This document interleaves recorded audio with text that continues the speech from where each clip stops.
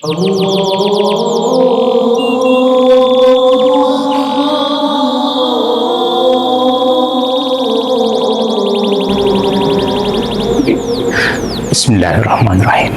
Assalamualaikum warahmatullahi wabarakatuh. Alhamdulillahi rabbil alamin. Allahumma salli wa sallim wa barik ala sayyidina Muhammad wa ala alihi wa sahbihi ajma'in. Pemirsa dakwah Sulsel yang dimuliakan oleh Allah Subhanahu wa taala. Alhamdulillah, kembali kita memuji Allah Subhanahu wa taala. Di hari yang indah ini kita masih melanjutkan puasa kita, sebuah upaya, latihan dan kesungguhan untuk meraih kedudukan tertinggi di sisi Allah sebagai manusia atau kaum muslimin yang bertakwa. Pada pertemuan kita kali ini, kita akan membahas tentang hikmah di balik syariat Islam sebagai rahmatan lil alamin, yang sering dipandang sebagai hukumnya sebagai hukum yang kejam. Kaum muslimin yang dimuliakan oleh Allah Subhanahu wa taala, sungguh benar Allah Subhanahu wa taala telah berfirman kepada kita semua, "Wa ma arsalnaka illa rahmatan lil alamin." Tidaklah kami mengutus engkau Muhammad kecuali untuk menjadi rahmat bagi seluruh alam. Allah Subhanahu wa taala adalah zat yang maha adil, maha kasih, maha sayang. Dari setiap surah yang dari Al-Quran yang kita baca, kita diperintahkan untuk mengucapkan Bismillahirrahmanirrahim. Allah Subhanahu wa taala menegaskan sifat pada dirinya, sifat kasih dan sifat sayang. Maka kita memahami dan meyakini bahwasanya Allah itu maha kasih, maha sayang. Seluruh syariat Islam adalah datang dari sifat kasih dan sayangnya Allah Subhanahu wa taala kepada kita.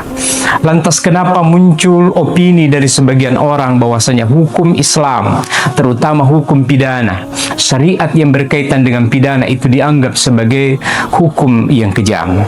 Ini semua diakibatkan karena salah paham tentang Islam itu sendiri. Kita mesti memahami bahwasanya Allah Subhanahu wa taala menurunkan Islam sebagai bentuk kasih sayangnya kepada kita. Wa nunazzilu minal Qur'an ma huwa shifaa'u wa rahmatul lil mu'minin. Kami turunkan Al-Qur'an, di dalamnya ada obat sebagai rahmat bagi orang-orang yang beriman. Toha ma anzalna 'alaikal Qur'ana litasqa illa tadhkiratan liman yakhsha. Kami tidak menurunkan Al-Quran agar kamu menjadi susah, kecuali untuk menjadi peringatan bagi orang-orang yang takut kepada Allah. Maka kaum muslimin yang dimuliakan oleh Allah Subhanahu wa taala, Islam adalah seperangkat aturan, undang-undang kehidupan yang Allah Subhanahu wa taala turunkan untuk kita. Islam diturunkan untuk menyelesaikan seluruh problematika kehidupan manusia. Islam adalah keyakinan dan sistem kehidupan, bersumber dan berakar pada kalimat La ilaha illallah. Dan di atas kalimat itulah Islam memerintahkan kita untuk menata seluruh kehidupan kita di atas dasar Islam. Islam mengajarkan keadilan, Islam mengajarkan kasih sayang, Islam mengajarkan kepada kita untuk berbagi, Islam mengajarkan kepada kita untuk menyebarkan salam dan kasih sayang kepada seluruh umat manusia. Ada penjelasan dari para ulama tentang tujuan-tujuan syariah, bahwasanya Islam sangat menekankan penjagaan terhadap keturunan. Islam menekankan penjagaan terhadap agama, penjagaan terhadap kehormatan, penjagaan terhadap keturunan manusia, dan akal sehat yang mesti dijaga.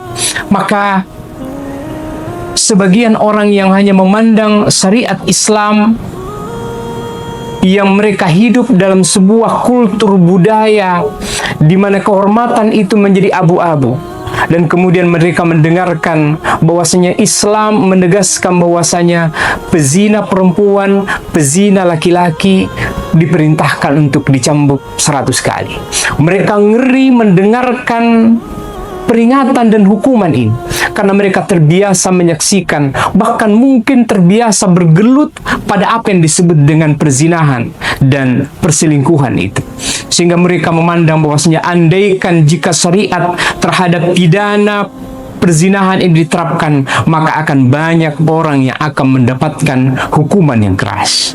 Kita tahu bahwasanya Islam sangat menginginkan kepada kita untuk menjauhi perzinahan itu, mengancam dengan dosa yang sangat besar, dan tidak boleh ada tempatnya di tengah masyarakat ada orang yang kemudian membiasakan kebiasaan seperti itu, sehingga kalaupun ada orang di tengah masyarakat yang sudah tersuasana dengan kehidupan Islami, lantas ada yang melakukan tindakan perzinahan, maka tegaslah Allah Subhanahu wa taala tegaskan, az-zaniyatu waz-zani fajlidu kulla wahidin mi'ata jaldah.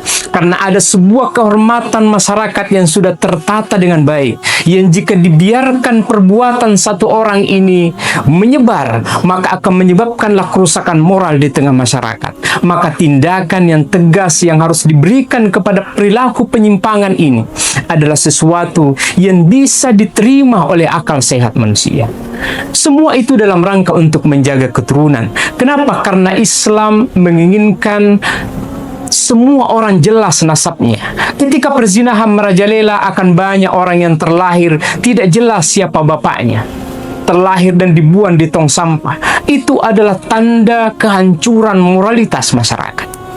Begitu pula sebagian orang memandang bahwasanya kejamnya hukum Islam ketika ada pencurian harus dipotong tangannya, sebagaimana perintah Allah Subhanahu wa taala, asyariku wasyariqatu faqta'u aydiyahuma. Pencuri laki-laki, pencuri perempuan, potonglah tangan keduanya. Semua itu adalah hukum pidana yang ditegakkan di sebuah masyarakat yang ditata berdasarkan pada sistem Islam, di mana Islam menegaskan bahwasanya masyarakat takwa itu adalah masyarakat yang nyambung senantiasa dirinya dengan Tuhannya, membangun suasana keimanan, dan sangat menghargai privasi dan kehormatan harta orang lain. Maka tidak benar dalam Islam ada orang mengambil hak milik orang lain. Justru malah umat Islam itu dianjurkan dan diminta untuk mereka saling memberi, apakah dengan zakat yang merupakan pemberian yang wajib, ataupun dengan sedekah sunnah yang itu justru malah sangat dianjurkan dengan pahala yang begitu besar. Yang ketika terbentuk tatanan Islami ini, lantas ada orang yang mencuri, maka tindakan itu adalah tindakan yang sangat tercela dan mengancam kehormatan harta masyarakat. Maka kemudian kalau ada yang mencuri, sungguh tepatlah ketika solusi Allah Subhanahu wa taala itu kita terapkan dalam kehidupan kita. Potonglah tangan pencuri. Itu pun dengan nisab tertentu dan dalam suasana di mana tidak ada kelaparan dan kemiskinan massal, maka hukuman itu akan ditegakkan. Semua itu agar supaya harta-harta di tengah-tengah masyarakat itu terjaga dan semua orang mendambakan yang namanya ketenangan dan ketentraman. Demikianlah pemirsa sekalian kaum muslimin yang dimuliakan oleh Allah Subhanahu wa taala. Semoga kita memiliki baik sangka dan keimanan yang kuat untuk senantiasa meyakini bahwasanya apapun yang Allah turunkan adalah kebaikan untuk kita semua. Hadanallahu wa iyyakum ajmain. Wassalamualaikum warahmatullahi wabarakatuh.